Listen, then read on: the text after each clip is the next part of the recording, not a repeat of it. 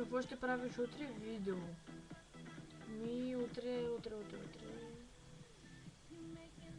Тъй като овцата е заета, излиза с майка си, аз ще излезна с Доди.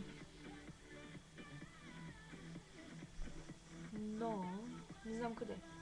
Или на някоя тепе, или на центъра, или на кино, не знам. После може да се види с Стела и Таня. Или първо ще се видя с Стела и Таня, после ще се видя с Доди.